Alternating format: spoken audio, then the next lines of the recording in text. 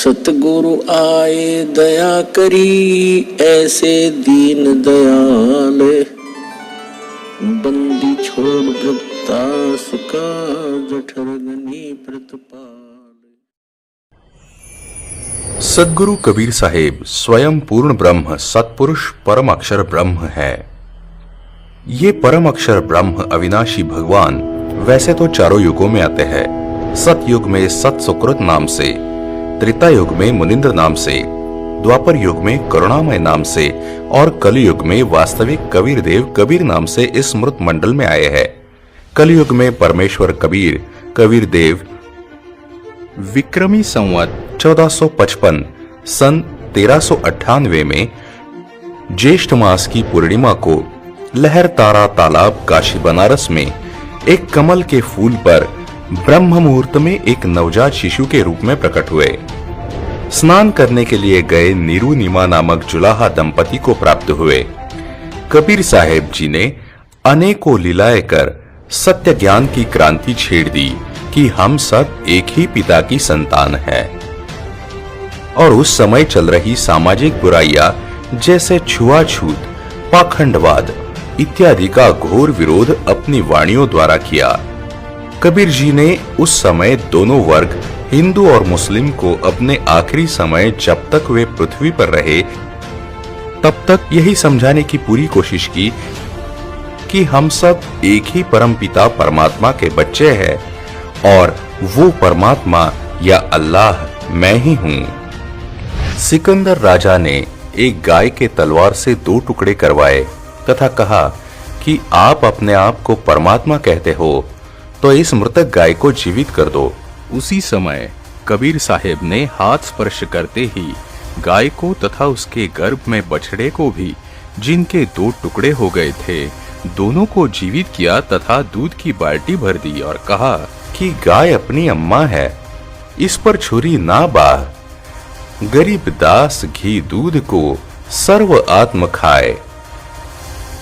राजा सिकंदर लोधी वो उसका धार्मिक गुरु शेख तकी की अज्ञानता हटाने के लिए जो कह रहे थे कि हम तो आपको भगवान तब माने जब आप इन मुर्दों को जीवित कर दे। फिर कबीर साहेब ने 2 बच्चों को जीवित किया, जिसमें एक हिंदू लड़का कमाल व मुस्लिम लड़की कमाली थी तथा अपने बच्चों के रूप में पालन पोषण किया। साहेब कबीर की कोई पत्नी नहीं थी। साहेब कबीर के माता पिता नहीं थे, वे स्वयंभू थे। इतिहास गवाह है कि कबीर जी जैसा महापुरुष कोई नहीं हुआ जो कि सह शरीर इस पृथ्वी पर आए और 120 बरस तक अपने सतमार्ग व सतलोक की जानकारी देकर मगहर स्थान पर जिला कबीर नगर उत्तर प्रदेश में लाखों भक्त जनों तथा 2 नरेशों बिजली खां पठान मगहर के नवाब तथा वीर सिंह बघेल काशी नरेश की उपस्थिति में विक्रमी संवत 1575 सन 1518 में सह शरीर सतलोक चले गए। शरीर के स्थान पर सुगंधित फूल पाए थे, शरीर नहीं मिला था तथा आकाशवाणी की कि देखो मैं सतलोक जा रहा हूं। उपस्थित श्रद्धालुओं ने ऊपर देखा तो एक प्रकाशमय शरीर आकाश में जा रहा था। हिंदुओं तथा मुसलमानों ने आधे आधे फूल तथा एक एक चद्दर बांटकर मगहर नगर में 7-7 100 फुट के अंतर पर 2 यादगारें बना रखी है, जो आज भी साक्षी है तथा लहर तारा तालाब भी आज प्रत्यक्ष प्रमाण है। वहां कबीर पंथियों के 2 आश्रम बने हैं जो यही सत्य विवरण बताते हैं। कबीर साहिब जी ने उस वक्त धर्मदास जी को कहा था कि मैं कलयुग के बीच में यानी 5505 साल जब कलयुग बीत जाएगा तब मैं पुनः इस पृथ्वी पर आऊंगा और सभी पंथ और धर्मों को मिटाकर एक ही पंथ चलाऊंगा तथा सबको सत ज्ञान व सत नाम देकर सबका पूर्ण मोक्ष करवाऊंगा। सन 1997 में कलयुग के 5505 वर्ष बीत चुके हैं।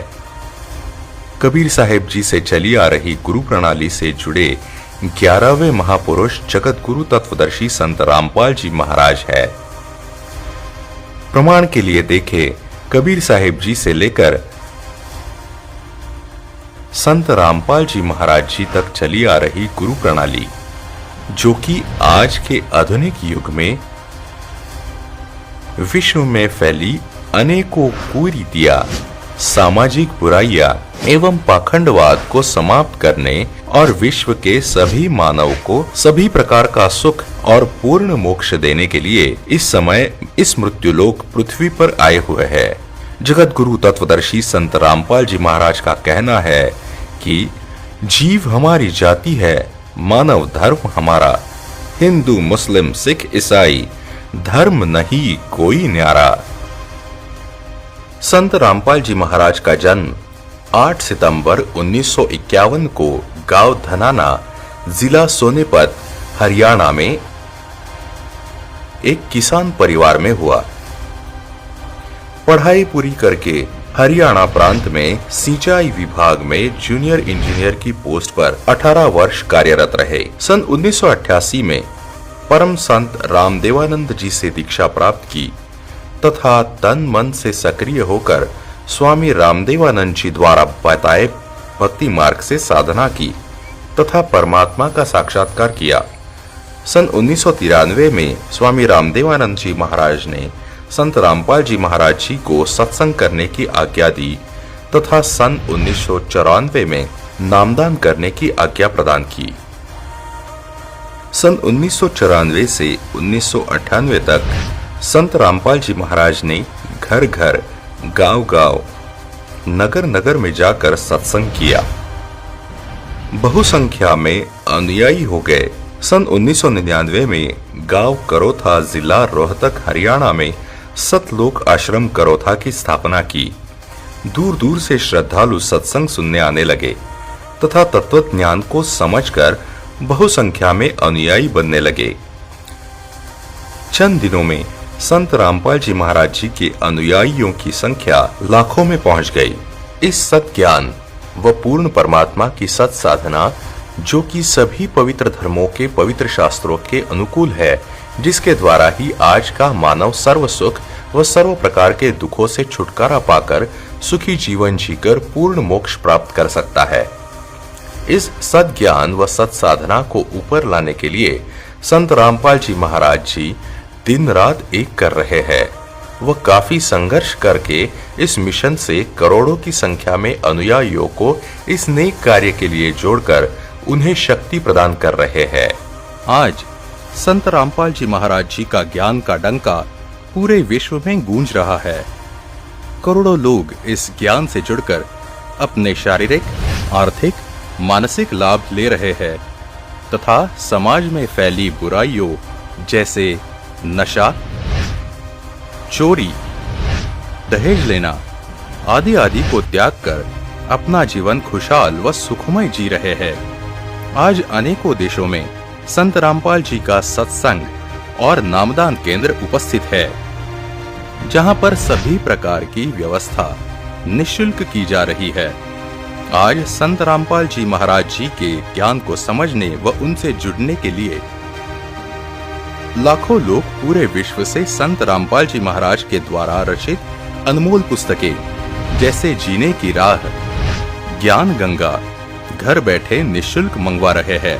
कौन है संत रामपाल जी महाराज? एकमात्र ऐसे संत जिन्होंने हमारे सभी धर्म ग्रंथों में छुपे गूढ़ रहस्य को उजागर कर साबित कर दिया कि पूर्ण परमात्मा कौन है और उसका नाम क्या है। एकमात्र ऐसे संत जिन्होंने मानवता के कल्याण अथवा मोक्ष के लिए अपना जीवन निछावर कर रखा है। एकमात्र ऐसे संत जो अपने मन से नहीं हमारे सभी ग्रंथों से प्रमाणित ज्ञान बताते हैं। एकमात्र ऐसे संत जो हमारे शास्त्रों में छुपे सच को सारी दुनिया के सामने लाने के लिए दिन रात संघर्ष कर रहे हैं। एकमात्र ऐसे संत जिन्होंने सभी धर्म गुरुओं को ज्ञान चर्चा के लिए सभी धर्म शास्त्रों से प्रमाणित एक परमात्मा की जानकारी के लिए आमंत्रित किया। एकमात्र ऐसे संत जिन्होंने सभी बहन बेटियों का जीवन सुखी हो, इसके लिए भारत को दहेज मुक्त बनाने का बीड़ा उठाया है।